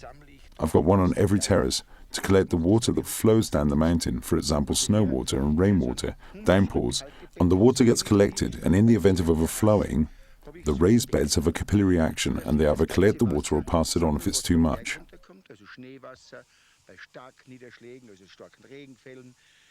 Wird das Wasser gesammelt und wenn es ganz viel Wasser ist, dann landet das aus, geht dann in die Hügelbeete und die Hügelbeete, die haben ja eine Kapillarwirkung und die nehmen das auf oder geben das wieder ab, wenn es zu viel ist.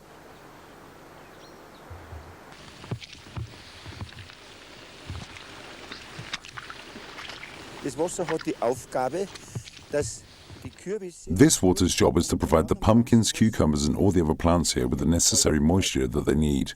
When it rains, troughs have been constructed to contain the water. It traverses through this hillock and maintains the moisture level over long periods of time until the next fall of rain. The land regulates itself. The pumpkins and cucumbers need a lot of water, and this is how they attain it, through nature. Und so reguliert sich das so, die Kürbisse, die was ja und Gurken, was ja sehr viel Wasser brauchen, so werden die mit Wasser versorgt, von Natur aus.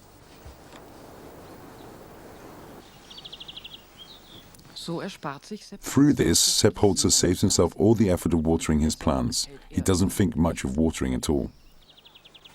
If I water, then I have to fertilize as well, because through watering, I wash all the nourishment away. The nitrogen is lost through the air and the nutrients are washed out into the groundwater, exactly where I don't want them. It's logical. It gets washed out with water, and the roots of the plant are left with no nutrition. Therefore, you have to reintroduce nutrition, and this means you have to water again. It's a vicious circle. This never stops and it's very expensive. Without watering, the ground protects itself naturally. This means that the plant needs less water because it folds its leaves in a little. It looks a bit wilted, and it only opens up again in times of thawing or when it rains. The ground is prepared for rainfall. The humidity rises and the ground opens up and the rain can be absorbed into the soil, okay?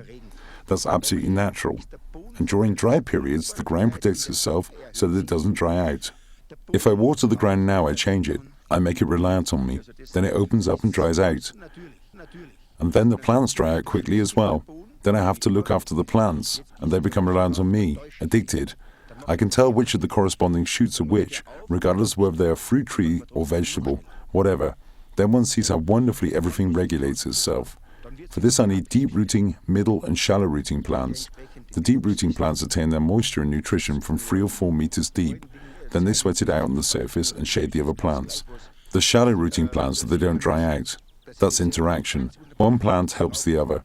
They can never be so dry or so damp that they don't succeed. And I have to know how to handle the ground. Listen and observe. That's the most important thing. The most important thing. Beschatten wir die Pflanzen für die Flachwurzel, damit sie nicht vertrocknen. Das ist die Wechselwirkung. Eine hilft der anderen. Da kann es gar nicht so trocken sein oder nicht so nass sein, dass es nicht Erfolg hat. Nicht, also mit der Erde entsprechend umgehen und hinhorchen und beobachten. Das ist das Wichtigste, das Allerwichtigste.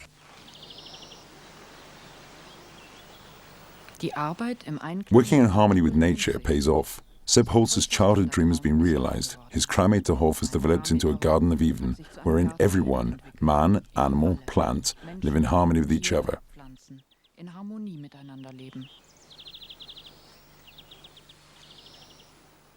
Terraces, raised beds and ponds and a wide variety of plant life. A complex ecosystem, storing water where it's needed. The mountain turns into a form of sponge, sucking in water during winter and spring and passing it out again through the rest of the year. Sepp Holzer's permaculture and water gardens aren't only to be found in Lungau. More and more people are asking him to transform their land into a naturalistic landscape. Immer mehr Menschen wollen sich ihr Land von ihm umgestalten lassen in eine naturnahe Landschaft. Elsewhere in Austria, Sepp Holzer has been contracted by a family to transform their land into a permacultural landscape. A northern slope has become a health resort. Ist daraus ein Erholungsparadies geworden.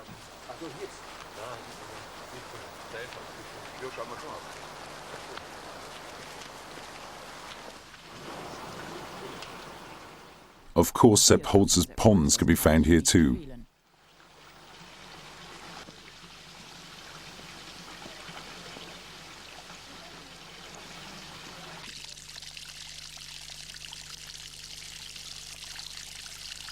Da haben wir einen Baum, den habe ich gesehen, da oben im Wald, beim Besitzer oben. And this tree, I noticed it up there in the woods by the owner's place. That was a lot of work, bringing it down here to use for the structuring. It's nice to climb, and the kids can, if they want, put a swing in it. You see, it fits in optically very well here on the banks of this pond. Before there was only a round pool, built by a master builder, with a few stones, that you could just about sit in, with a plastic film and fleece. We tore all that out. It had only been built a year before by a master builder, all taken out and away, and I built a big one, this pond here, using natural methods, using the owner's stones from his fields and his woods.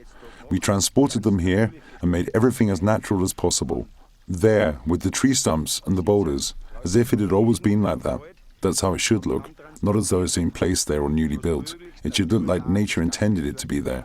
Then it's right.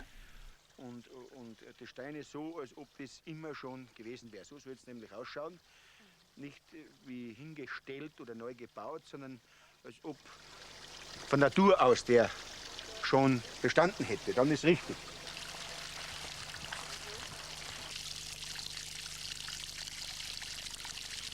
Ich habe freie Hand gehabt, das alles zu gestalten. Und bin jetzt sehr froh, dass die Besitzer so zufrieden und so begeistert sind von den Ganzen, nicht nur von den...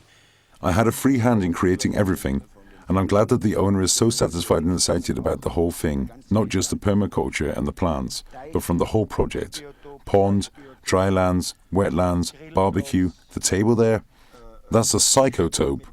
That's how they live and what they experience, and that's the great thing about it all. When one realizes that such people with so much stress in their lives because they own a large company, how they feel at home here, and from now on they can have a relaxing holiday on their own land. Wie sie die da wohlfühlen und dass sie jetzt den Urlaub auf seinem eigenen Grundstück machen.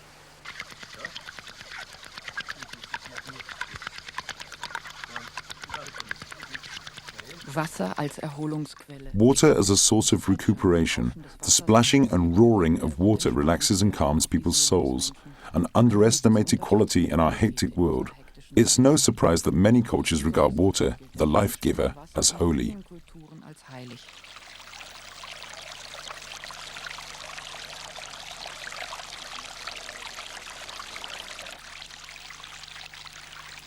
Die Aquakultur von Sepp Holzer zeigt einen nachhaltigen, ökologisch und ökonomisch. Sepp Holzer's aquaculture guarantees long-term ecological and economic success through the careful use of this valuable raw material, water. Looking after this life-giving element is one of the most important tasks in the future protection of our environment.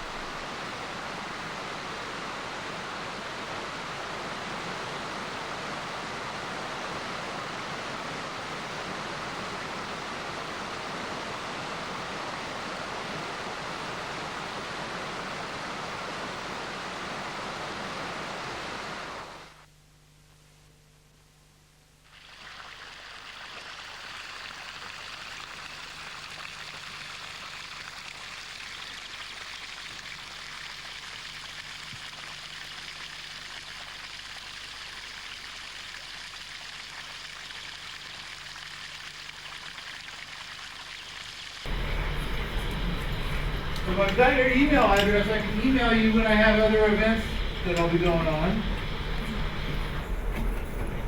There might be something coming up where on my concerns about the way most people raise chickens. Another one about my eco-building design called Wafani. This is where you can build something with nothing more than a pickup truckload of materials and materials from a woodland, your own woodland, and then you don't have to heat it in Missoula. Another one about rocket mass heater. This is something that uses about 5 times less wood to heat your home, your common home. The exhaust from it is roughly steam, carbon dioxide, and there might be other particulate matter coming from it about the equivalent of a candle. Wow.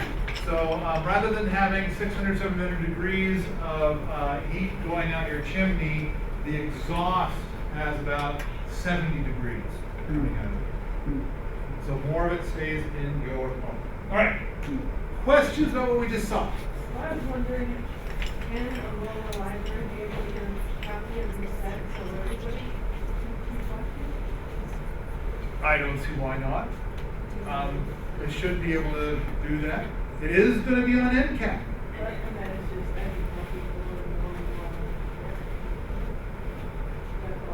to If it's at the library, that's true. If there's enough interest in the future, because frankly, I'm a little surprised that only about 30 people showed up for each of these. I mean, frankly, I kind of think that Missoula is a very eco-community, and I really think that this is the most important thing in the world.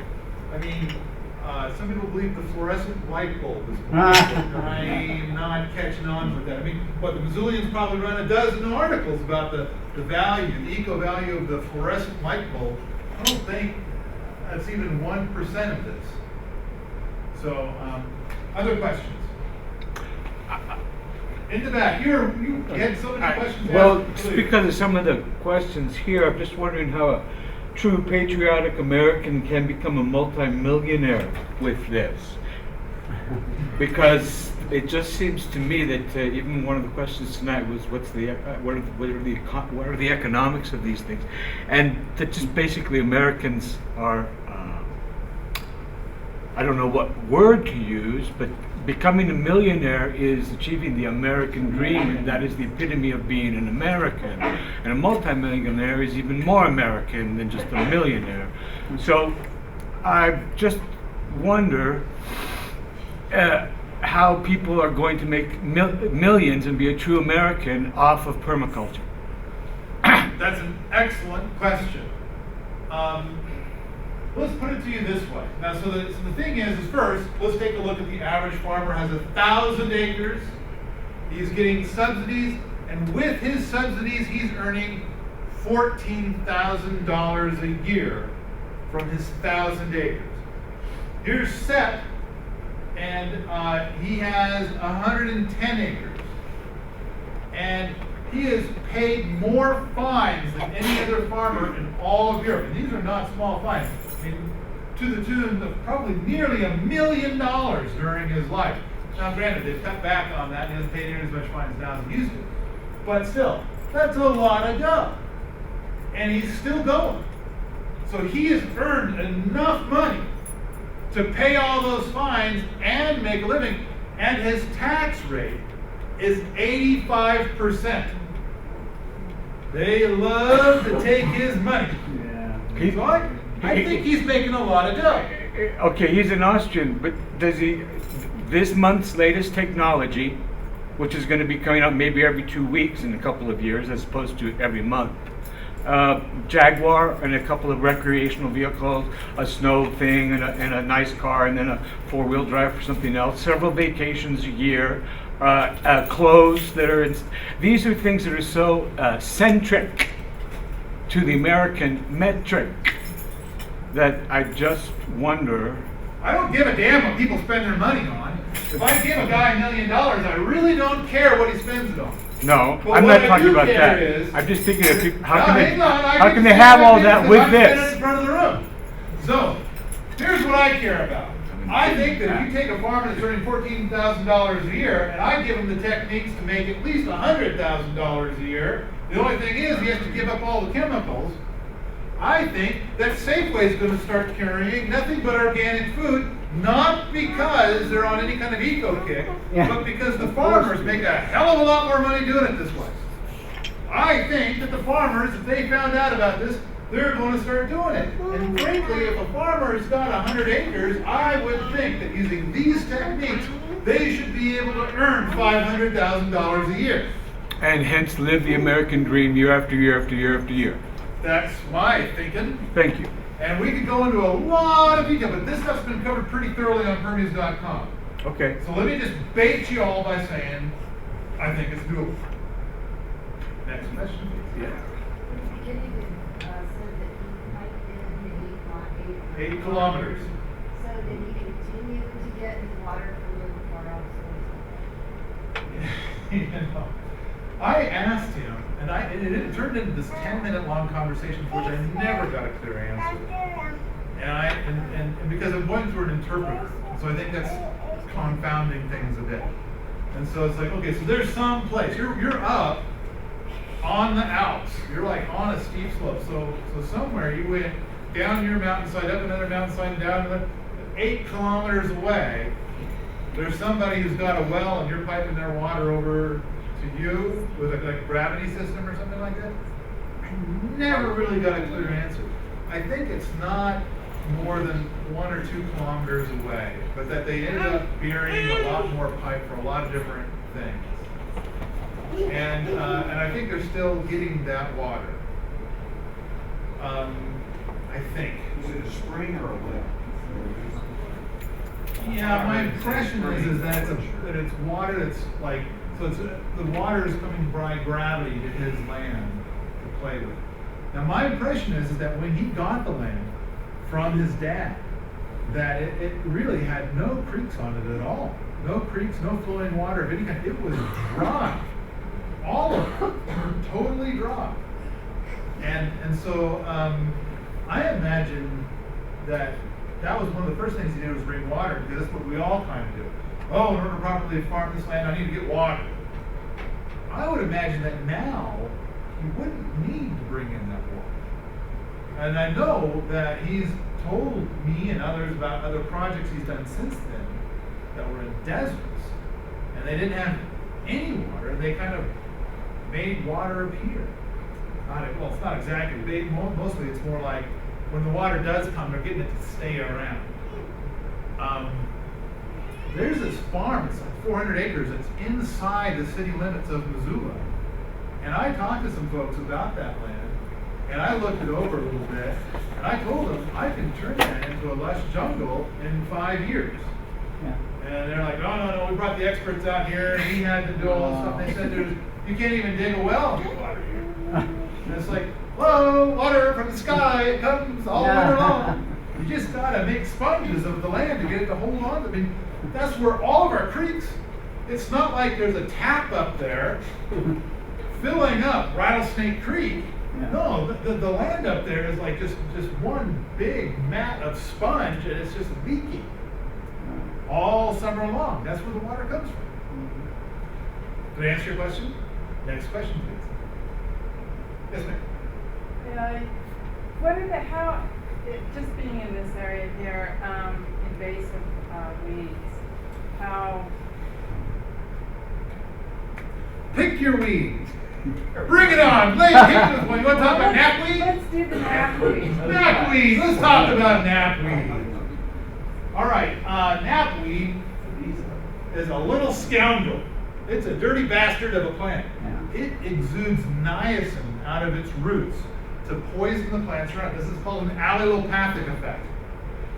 It's so now it kind of poisons other plants around it so that they don't have as much of a chance. It thrives in very dry soil.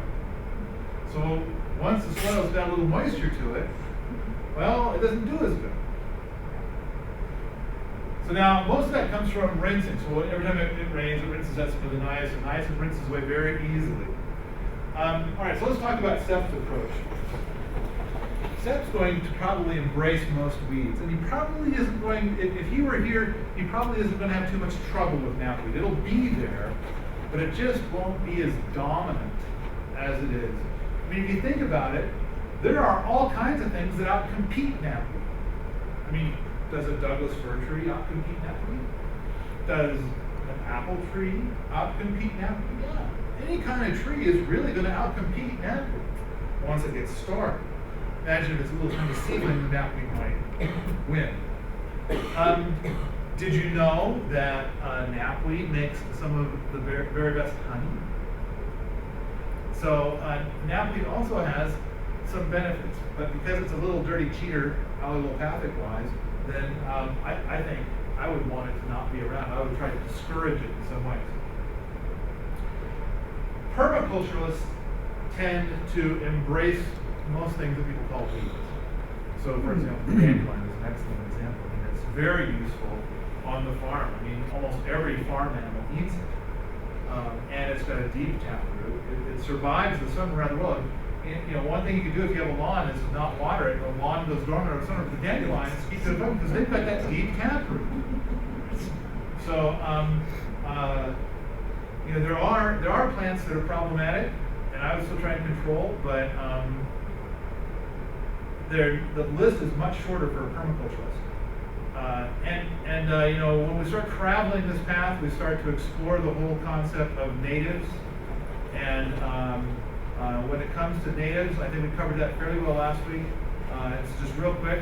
Two strong points about natives. One is like how much do people eat when it comes to natives?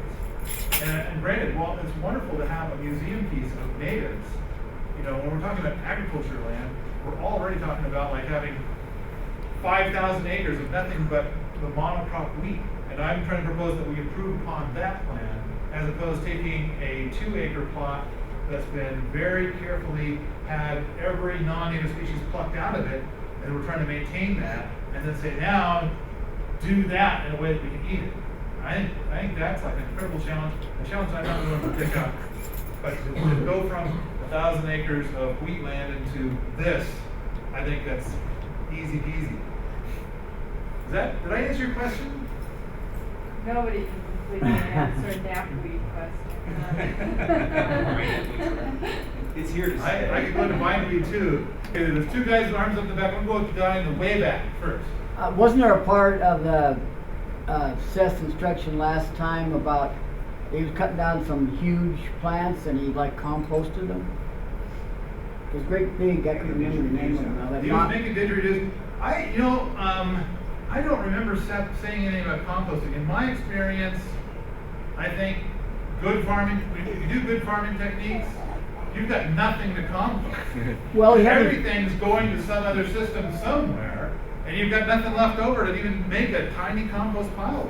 Well, what he did is he had these, I can't remember them. I can't remember the name of them, but they kind of looked like knapweed, but they're huge. They were real tall. They cut them down, and they just laid them out on top as part of the process. For a lot of vegetation, I would say that it is a common thing to do to kind of, lay it into the beds or work it into the beds, or bury it, or organic matter. I mean, I think one of the biggest weeds, for me, a weed on any property that I see is generally a Douglas fir tree. And in fact, I had dinner the other night with a gal who's got a brand new book out, a really excellent book on the peoples of Cascadia, about Native Americans in the Cascade region. And apparently they would go and burn the Douglas fir trees because they found them to be the invasives. And so they started fires to control this invasive that had come to their area. So, you sir. I'm just curious, you said he started accumulating more and more land, but then at some point he actually turned his shop more into a theme park anyway. But what is a sustainable size for only 1 or 2 people? Because that seems like a lot of work. I've spent the last 5 years kind of going over, what is the sustainable size, and can you do it with just 1 or 2 people? There's a guy in San Francisco, or just outside of San Francisco, that's got 2 acres. He claims to be raising enough food using permaculture techniques for about 300 people year-round. I know that there are people who have operations where they have like a standard city lot, and they're producing 90% of their own food, and they're selling a lot of it. So like their primary income is the food that they sell from that piece of land.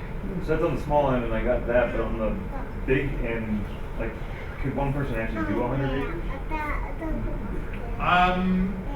I had 80 acres over on Mount Spokane for a while, And I had come to the conclusion that to do it the way I want to do it, I would want 6 people year round and 12 interns in the warm season. And a lot of it is that you need people who are going to really care about spending time with each group of animals, are going to really care about this aspect and that aspect, and are going to develop expertise.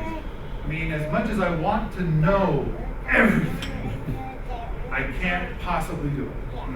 And so really, I have to at some point start to trust others to take on certain aspects and really develop a trust in them. And then it ends up being a far more symbiotic relationship. But yes, I think that if you're talking about 1 or 2 people, if 5 acres should be heaps, and you can raise beef. I think you're still going to be limiting yourself, and you're also going to be in a position where it's going to be difficult to go away from the farm. But I've spent the last 5 years doing intensive study in intentional community, and coming to the conclusion that that's not necessarily a good thing.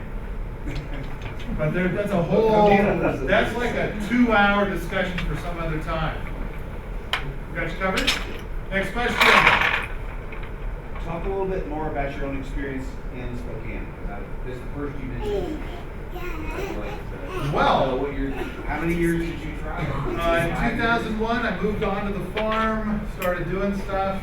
I think it was in 2001 when I started reshaping the land a little bit, and a neighbor came over and said, and I described to him all the different things I was doing. I called it a full farm ecosystem, is what I was shooting for. The systems feed systems feed systems. And he said, well, it sounds to me like what you're doing is permaculture. What's that? So then I started booking up on it. I did a lot of different experiments, and I think it was in 2003. It was 2001 when I moved there. 2003, I think, was when I first heard of Sepp Holzer, and I got the first videos. And then I tried to reshape the land to emulate a lot of what he's doing. So, does that help a little bit? Did you do the ponds and stuff? I did build several ponds. I did it a little differently than Sepp. I made a really deep pond with a shallow finger running off of the pond. So I had the trout habitat and the trout food habitat. So then I left the farm before I actually put trout in there, but I heard back that the following year that there were so many pollywogs in the pond, the entire pond looked black. And then as you would approach the pond, then this area would open up. So, and we're out of time. I see the guy coming. Thank you, everybody. Make sure you write your email